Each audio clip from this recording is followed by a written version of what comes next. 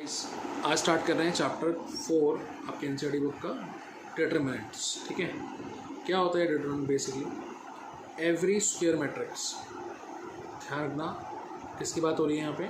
सिर्फ square matrix.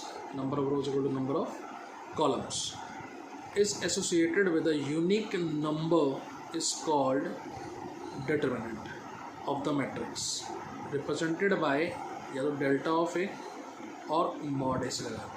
ठीक है, यानी कि एक ऐसा नंबर जो यूनिक नंबर जो उस के मैट्रिक्स से क्या हो, एसोसिएटेड हो। ठीक है, फॉर एग्जांपल अगर से एक मैट्रिक्स दिया हुआ है आपको ए बी सी डी, इसका डिटरमिनेंट क्या होगा? ठीक है, सबसे पहले तो इसको ऐसे लिखते हैं, मॉड ए पढ़ते हैं या जो मर्जी कह लो इसको, A B C D straight bracket में, ठीक है, स्ट्रेट मॉडुलस का साइन। ठीक है, इसको इससे मल्टीप्लाई करो, क्रॉस मल्टीप्लिकेशन ए डी। यहाँ मल्टीप्लाई करने से पहले एक नेगेटिव साइन ज़रूर आता है। ठीक है, क्रॉस मल्टीप्लिकेशन करने से पहले नेगेटिव साइन ज़रूर आएगा, A D minus B C. ये इसका क्या है, इस पर्टिकुलर मैट्रिक्स का डिटरमिनेंट है। क्या है? डिटरमिनेंट। ठीक है, और देखो जैसे मान लो इफ़ बी मैट्रिक्स दिया हुआ है -3 -4 7 +21। ठीक है, इसका डिटरमिनेंट क्या होगा? Straight bracket -3 -4 7 21। ठीक है, मल्टीप्लाई करो, -63, एक एक्स्ट्रा माइनस लगा दो यहाँ पे पहले से ऊपर जाने के लिए, माइनस माइनस प्लस 28। ठीक है guys, this is your determinant of matrix B. अगर ये 3:3 की स्क्वायर मैट्रिक्स हो तो हम कैसे करेंगे, इसकी डिटरमिनेंट की वैल्यू कैसे निकालेंगे? देखो इसका प्रोसेस देखो, पहले इसको लिखो वही स्ट्रेट ब्रैकेट,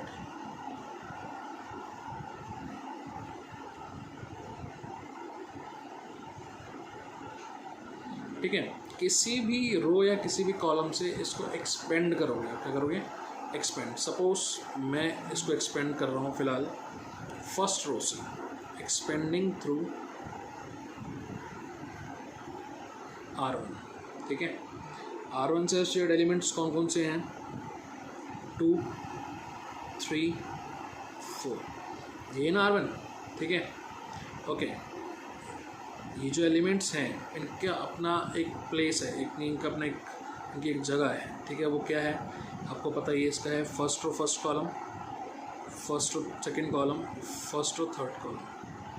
ठीक है, ए आई जे बोलते हैं ना इसको।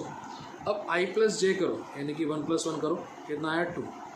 अगर ये आई प्लस जे इवन आता है, क्या आता है, तो उस प्लेस के एलिमेंट को आपने पॉजिटिव साइन देना है। क्या साइन देना है? पॉजिटिव। 1 + 2 आई प्लस जे किया ना, 1 + 2 3, तो उसको क्या देना है? नेगेटिव साइन देना है। 1 + 3 4, तो उसको क्या देना है? आपने पॉजिटिव साइन देना। ठीक है, या फिर ऐसा कर लो कि डायगोनल्स में, दोनों डायगोनल्स में जो भी एलिमेंट आप लोगे उनके आगे पॉजिटिव साइन आएंगे, और जो नॉन डायगोनल एलिमेंट होंगे उनके आगे नेगेटिव साइन आएंगे। ठीक है, first row second column, second row first column, third row second column and second row third column, इन सब के आगे क्या आएगा? नेगेटिव साइन आएगा। ठीक है, नाउ अब करते हैं इसके बाद एक्सपेंड कैसे कर रहे हैं हम लोग। से ये फर्स्ट रो फर्स्ट कॉलम है, तो आपको first row first column delete करना है, यानी कि फर्स्ट रो और फर्स्ट कॉलम आपको क्या कर देना? डिलीट। तो आप first row first column delete करोगे, फिर एक 2:2 मैट्रिक्स बच जाएगी आपके पास, 2 3 3 2, 2 3 3 2। तो उसमें आपने अभी जैसे 2:2 में किया था क्रॉस मल्टीप्लिकेशन। ठीक है, इट्स 2 2 ज़ा 4, 3 3 ज़ा 9, एक एक्स्ट्रा माइनस का साइन। ठीक है, इसका प्लेस क्या था? First row second column. अब आपको फर्स्ट रो और सेकंड कॉलम डिलीट करनी है। ठीक है, फर्स्ट रो और सेकंड कॉलम आपको क्या कर देनी है? डिलीट कर देनी है। जब आप first row second column delete करोगे तो ये 4 एलिमेंट्स बचेंगे, 4 3 1 2, 2:2 में ही फिर 4 2 ज़ा 8 3, 8 - 3 similarly first row third column, first row guys third column, delete कर दो उसको, डिलीट कर दिया, ये एलिमेंट बच गया 12 माइनस 2, 12 माइनस 2, ठीक है। सॉल्व करो इसको,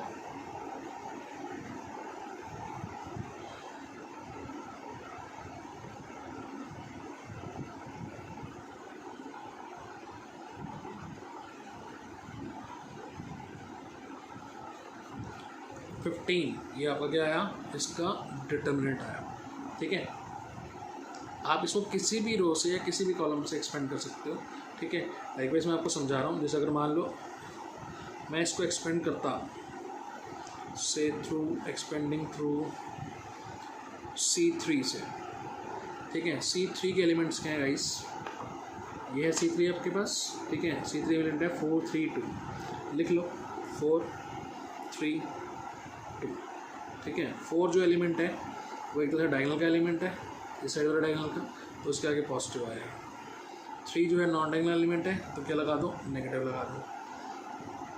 2 जो है वो भी एक डायगोनल एलिमेंट है, तो उसके आगे क्या लगा दो, पॉजिटिव लगा, ठीक है। अदरवाइज आपको इसको पता होना चाहिए, फर्स्ट रो थर्ड कॉलम है ये है आपके पास सेकेंड रो थर्ड कॉलम, और ये आपके पास है थर्ड रो थर्ड कॉलम। तो इसके आई और जे को भी ऐड कर सकते हो, आई प्लस जे 4, 1 प्लस 3 4, 4 क्या है हमारा even number positive, 2 plus 3 5, 5 minus 3 plus 3 6 positive. आप ऐसे भी सोच सकते हो या फिर डायगोनल और नॉन डायगोनल से भी कर सकते हो कि डायगोनल से जितने भी एलिमेंट्स एसोसिएटेड हैं उनके आगे पॉजिटिव और नॉन डायगोनल वालों के आगे नेगेटिव, ठीक है।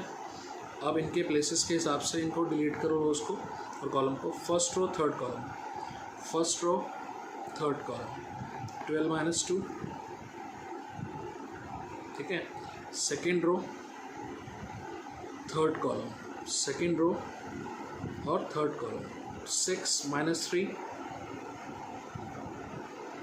थर्ड रो और थर्ड कॉलम, थर्ड रो और थर्ड कॉलम, ये 4 एलिमेंट बच गए 4 माइनस 12, ठीक है।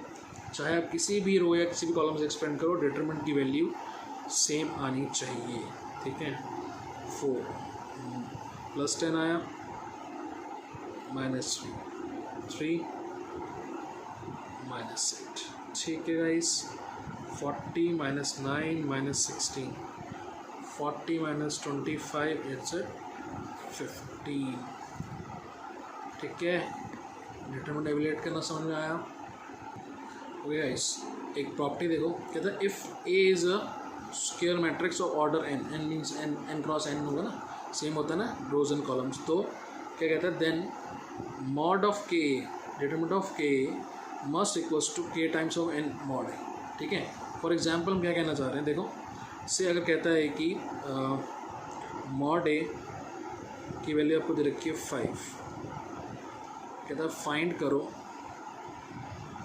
3 टाइम्स ऑफ ए का mod when A is 2:2 matrix, ठीक है। तो प्रॉपर्टी देखें, प्रॉपर्टी कहती है कि K times of A is equals to K raise to power n mod A, ठीक है। n यहाँ पे क्या होगा, ऑर्डर ऑफ मैट्रिक्स, क्या होगा, ऑर्डर ऑफ वेक्टर। के हमें क्या निकालना है 3, तो 3 times of A must equals to, हम इसको लिखें तो 3 की पावर n, n क्या है यहाँ पे, order of matrix, order of matrix मतलब 2, ठीक है। मॉड ए, मॉड ए की वैल्यू क्वेश्चन में गिवन थी, 3 times of A is 9 into 5, तो 3a इज इक्वल्स टू 45, यानी कि हमारे पास आंसर आ गया 45, ठीक है। ये क्वेश्चन खुद करके देखो, कहता है कि if A is 3:3 matrix and mod A is given 25, तो फाइंड करो 2A, mod of 2A। इसका आंसर सॉल्व करके मुझे मैसेज करना।